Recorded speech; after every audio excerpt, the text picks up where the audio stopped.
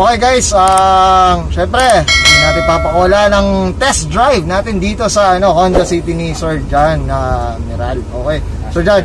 Okay, syempre. Pero sa lang naman tayo, sa village lang. Yun, safety first, syempre. So, syempre, ano bang feeling na na nakasakay sa Honda City ni Sir John? So, boss, unahin ko muna. Ano bang enjoy mo dito sa Honda City mo pag dinadrive mo, boss?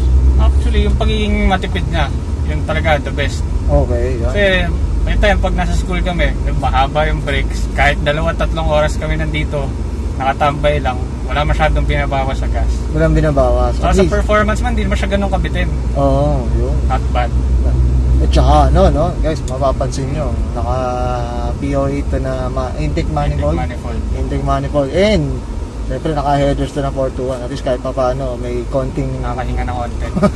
may mga pwedeng pumiga ng So, siyempre, Sir John, pag ano bang favorite car part mo dito sa sa Honda City mo ba? Alam ko marami, boss ha. Alam ko marami, pero at least kahit pa paano ito yung pinaka gustong-gusto mo dito pag tinitingnan mo yung so, ito na lang yung steering wheel natin. Steering wheel. Si boss, type ko siya. Oo, type ko siya. Bibigay ko na to kay Rai actually pagka nakuha ko na yung RD. Oo. Inaabangan niya. Pwede bang pwede bang pumila rin? Okay, kasi kailangan ko lang ng spoon horn button dyan eh. Ayun lang yung boss na. So, eto boss. Kasi syempre itong pinaka natin eh. Lagi natin hawak. Tsaka syempre, ang steering wheel sa isang interior boss, yan ang pinagdadala halos din. Dapat din mag-invest talaga. Maganda rin talaga. Steering wheel. Okay. So, yan guys, syempre, syempre, of course, the host of Auto Culture, syempre, bibigyan rin tayo ng opinion natin dito sa, ano ba feeling ng nakasakay sa Honda City? Sa nakita natin, yung tinur natin, yung baba niya, mga ganon. And, yun. So, ano siya, nabanggit nga ni Sir John is naka-Tor na to, Tor na shocks. Kay Poy Flores. Shoutout tayo kay Sir Poy. Gusto ka na, boss. Ang tagal na natin din nakita, boss. Okay. And ganda ng niya, ng damping ng niya, no? And alam mo, nakaka-lovers, boss eh. Nakaka-lovers, boss. Talaga gumawa si Boss B. Then tapos yun, ang sarap ng sarap din talaga pag passenger ka passenger ka lang. Pero sa mga viewers of Auto Culture, 2 thumbs up ako dito, syempre of course sa Honda City ni Sir John. Clean build, and ang good thing dito, lahat ng mga parts ng mga Honda cars is it's fit siya, no? Anong kagandahan doon? Same era and 90s na 90s nga, boss.